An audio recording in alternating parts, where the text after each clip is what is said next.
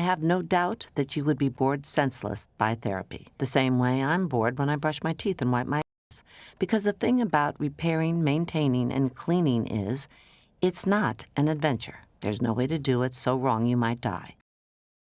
Like, even when we're talking about the presentation of therapists, there's something about, again, when we're talking about how art is, there's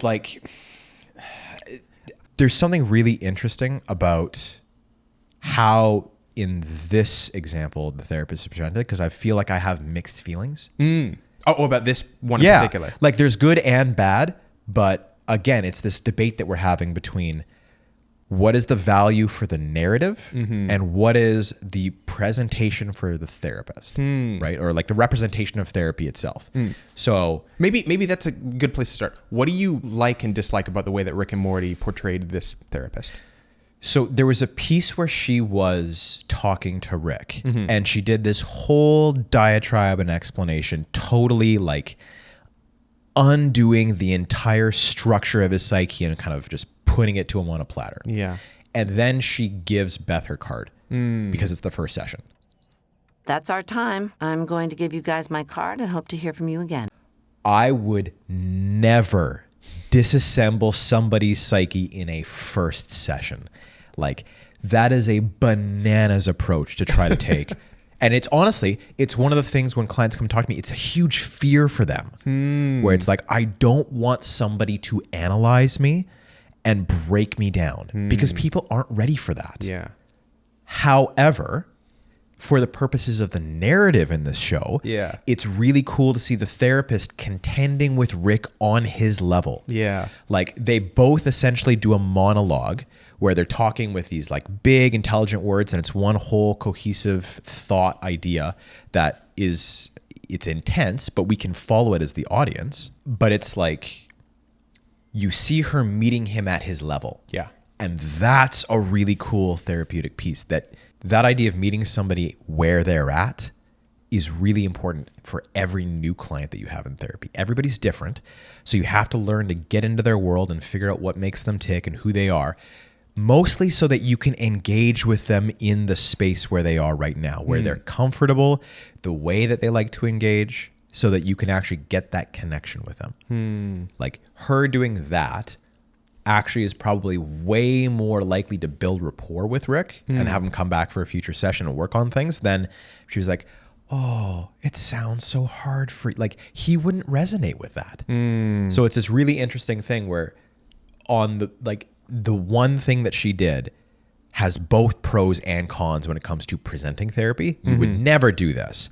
But for the purpose of the narrative, it does some very interesting things. Yeah, it's interesting to hear that I would have never pulled out the idea that disassembling somebody's psyche is something that's dangerous and you'd want to avoid within the first session. Because I'm just caught up in the story of it. I'm like, what a great moment. Yeah. And I'm like, oh, but that's probably really bad Yeah. if it was in the real world. Yeah. What I find kind of cool is that all up until this point, and even moving forward past this, there's really nobody who, like you mentioned, could contend with Rick. Yeah. He really doesn't have an equal. Yeah. And it's really cool to see how the person who really puts him off balance is the person who is skilled in the exact area that he's not. Exactly. Yeah. She's like the Rick inverse. 100%. I think another thing, if we're talking about how the therapist and their portrayal pushes the narrative forward, I think it is partly that piece that you're talking about where there's some breaches in what you would actually do in the real world based on the fact that it's interesting to see Rick's psyche disassembled and to see him really be put face to face with his biggest problem. Yeah. I think it's also an interesting piece to understand that she's doing that for him, but she's also doing that for us as the audience. Yeah, well, that's the other thing, right? Exposition. Yeah. In a weird, exposition can kind of get a bad rap because it's like, well, audience, this is what the character's thinking and feeling. Yeah. But done in a way like this, that allows us to focus in on that and the emotion of what Rick's feeling in that moment and really take in what she's saying. And it doesn't feel ham-fisted where she's like turning to the camera and being like, audience, this is what he's thinking and feeling.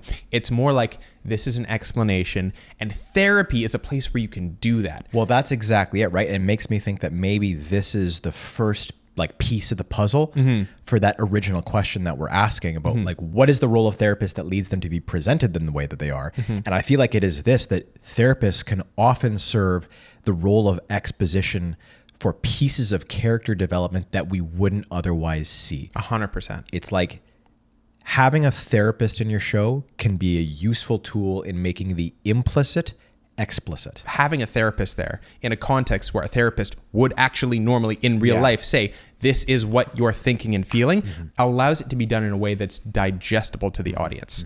It's not the particular term that you would use in this situation, but there's a term called diegesis in filmmaking and in Why media. have I heard that before? Diegetic means that it's something that within the world of the piece of media that you're talking about, the characters are able to sense it, experience it, like interact with it. Right. So if you hear like a car crash and all the characters go out like, what happened? That's a diegetic sound. Okay. If you have a narrator over top of everything saying like, well, one day Rick woke up and blah, blah, like, and he's not able to hear that, that's a non-diegetic sound. Okay.